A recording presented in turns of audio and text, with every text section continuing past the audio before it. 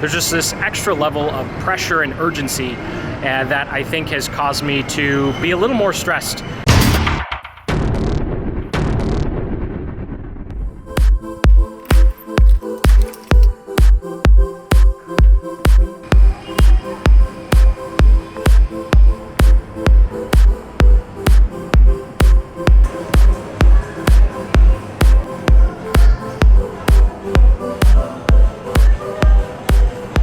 And after over a month here in BGC, I'm finally taking advantage of the fact that I could leave in the middle of the day and go to a coffee shop. It's kind of weird because when I was back in Seattle, I actually went to coffee shops and left the house more than I do now. But I think it's just because the added pressure of being in another country and actually having 100% of your income need to come from your business as opposed to a little bit from my business and a little bit from my wife. Now that it's 100% on me, there's just this extra level of pressure and urgency that I think has caused me to be a little more stressed than usual and a little more just tight in terms of budget and whatnot. But after three or four weeks here just going nonstop grind at home, finally taking a little bit of a break, getting outside of the house, enjoying the fact that I do have the ability to go to a coffee shop.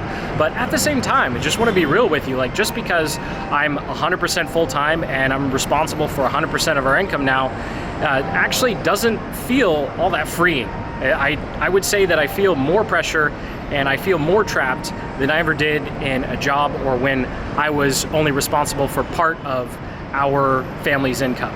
And I just, as many vlogs as I've watched, I've never seen anyone share that. So I just wanted to share with you that it's interesting that I'm full-time, I'm in another country, I've checked all those, digital nomad, digital entrepreneur boxes or whatnot, but I feel more trapped and more pressure than I ever did, I think, any other time of my life. And it's just interesting to perceive the fact that I should be standing here and talking about how awesome it is that I'm like full digital nomad or like I'm completely free, right? And I think free is a very loose term because definitely if I didn't continue to put in the 8 to 10 hour days that I have been over the past 3 weeks, I would quickly not be able to afford to be here. It's not like I can just sit back and do nothing for a month or two and be totally fine. So just wanted to, my most common phrase. Just wanted to share that with you because that's been the main reason that all of my vlogs up until this one has been at home or in the Airbnb because it's a tremendous amount of pressure, right? That I don't think any other vlog I've watched or all the blog posts I've read and everything that I've read and watched and reading in comments, no one's ever talked about it, where you're at this, I'm at this focal point where I've just barely crossed the line from my wife is making money, I'm making money, and we're both contributing to our household to where I'm 100% responsible for everything, and we still have student loans to pay off. That's our second biggest expense. It's stupid. You're free, but your second biggest expense is still student loans. Oh my gosh, those are just gonna like stay around forever, I guess. But all that to say, it's awesome, but I don't want to downplay the fact that there is so much more pressure when you hop on a plane, go to another country, and then say, yeah, I'm going to have 100% of my income coming from my business. So not too much, didn't want to be too much of a downer, but it is fun. The weather here is great. I don't have to worry about freezing my ass off or dealing with snow like I would if I was still in Seattle. So I'm gonna go back into the coffee shop, get some work done, and then I'll share with you a little sample of the YouTube master program, class, course, I don't know what the hell we're gonna call it, the YouTube training that is hopefully gonna launch within the next week or so that you'll actually have access to if you decide to join the program. And then also what my actual work hours have looked like over over the first month here in January, being 100% in an Airbnb, digital nomad. I think you're gonna be very interested to see how little hours it actually takes to make this work, but the quality of hours that you put in, or the quality of those hours, really, really matters.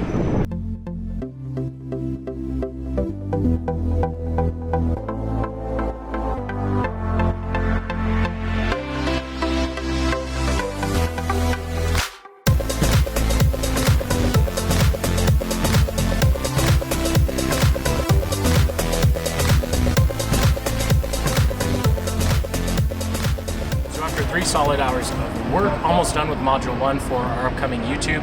training. So before I dive into my actual work hours for the past month and a half, taking a quick break with some boba, which is awesome because it only costs $2.50 here versus like $6 in Seattle, and some $4 steak, and then we'll jump into those numbers.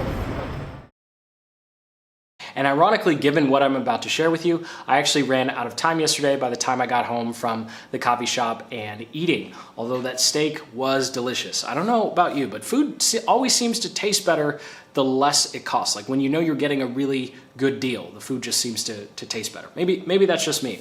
So let's stop talking about steak and talk about something else that's cool. Well, maybe not cool for you, but cool for me. More Excel sheets, right? So last time I shared this Excel sheet with you where I essentially broke down exactly my average work hours for 2019. So now what I wanted to do is show you what 2020 is looking at right now. So as of the current week of the recording of this vlog, which is a week delayed from when you're seeing it, I'm at 33 hours. It's a Thursday afternoon. So I'm easily going to hit the 40-hour week mark by the time I'm done with the day, let alone whatever happens on the weekend. Now, I know this is going to be sacrilege in the context of the hustle and grind mentality of the entrepreneur community, but my goal this year, or this quarter, is to hit 8 hours a day, every day in real work, and then that's it. So in the past, my cutoff was actually 10 hours per day, and looking back on how much I got done, how stressed I felt, and then the actual average work hours, I'm talking over myself, the actual average work hours of 9.2 over the entire year of 2019, I looked at it and said, you know what? I could probably get just as much done in 8 hours a day, especially if I started tracking, because what isn't tracked or measured can't be improved. So now I'm actually tracking exactly where my time is going, and I'm starting to make little incremental improvements. And I have to say, even though it's only 8 hours a day, I know you can rage in the comment section below, like, Jason, you are a lazy person. Like, what is wrong with you? You know, you're only working 8 hours. I will say that I'm getting more out of those hours. So by actually compacting the day from 10 to 8, I'm finding that I'm not missing out on a whole lot right now in terms of momentum and how fast we're pressing forward. So I'll just go through the first week here that was 39 hours. I have to leave some of these hidden just because there's a bunch of client names in there and I didn't want to spend 30 minutes changing out all the client project names. So as you can see with this particular week, most of my time, actually the biggest time block, was spent optimizing some of our YouTube ads, and then the rest is just spaced over content communication and filming. And so I've essentially structured my day so the first 5 hours of my day are spent, first 4 to 5 hours of my day, I should say, is spent on content or spent on client work, project work, or spent on something like optimizing our ads. And then the extra 3 hours I have for the rest of the day is spent on actually running the business or improving our business systems, working on the business. And following that simple formula, I have found that I am able to keep up with all of our goals, and I'm a lot more relaxed. I've lost quite a bit of weight, which has been a nice plus, and I am no longer struggling with actually falling asleep. So I will say that just by simply reducing my goal from 10 hours a day down to 8 hours a day, I haven't seen a huge drop in my output, and I've been able to do the exact same amount of work in less time.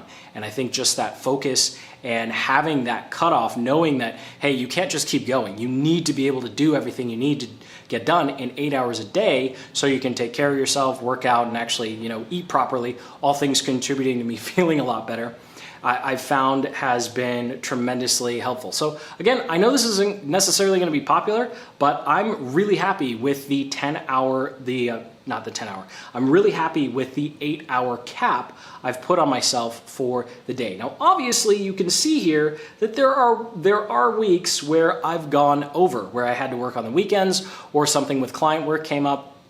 And so I just take those as learning experiences. But the key difference here is I'm not planning on working 50 hours a week. I'm planning on doing what I used to do in 50-ish in 40. And so far, it's working pretty well. Now, what I will say in terms of, just in case you didn't see the last vlog, the 9.2 to average didn't include any education, which was something that I severely lacked in 2019 because I wasn't actually growing and developing myself. So something I've done with my time blocks now, you might be wondering, if you're only working 8 hours, what are you doing the rest of the day? Well, I'm actually working out every day and getting a full night's sleep, which is nice, but I've also time blocked an hour and a half to up to 2 hours at the end of the day for reading, right? So I've actually, one of my goals for the year was reading five books. So I've already reread The One Thing. I'm halfway through Deep Work, which has actually been tremendously helpful in optimizing the time that I am spending.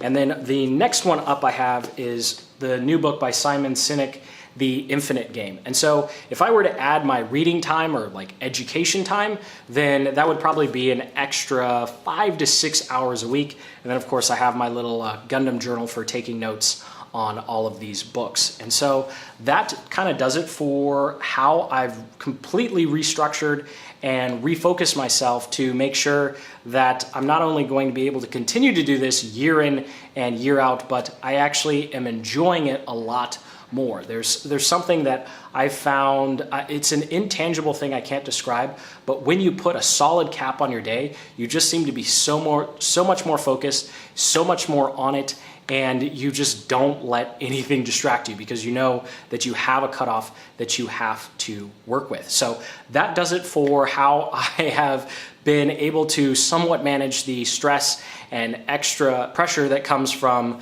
moving to another country and having to do this full time and not have any sort of income slip ups. And then the final thing I wanted to share with you as a thank you for sticking around is this little screenshot that's going to be part of the upcoming YouTube growth training, where I break down exactly how this content video went from less than 500 views in the first month all the way up to 30,000 views as of this month, which is absolutely crazy for videos on my particular channel. 30,000 views a month for a video is really, really high for me. So I break down not only how I was able to do this, but I wanted to impart something onto you to let you know that the biggest factor in getting a video to go from, oh, it got a couple hundred views, it looks like it stinks, to, oh my gosh, 6 months later, this thing is the greatest thing in the world.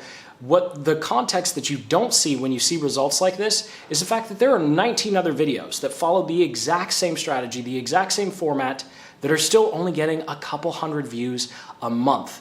And so what I want to impart onto you is to look at this and not look at it as, oh, how do I hit that home run? How do I get that? You want to look at it and go, okay, how do I make as many videos that can do 400 or 500 views in the first month as possible? I'm using the analogy of, instead of trying to hit a home run, just get to first base. That's all you have to do.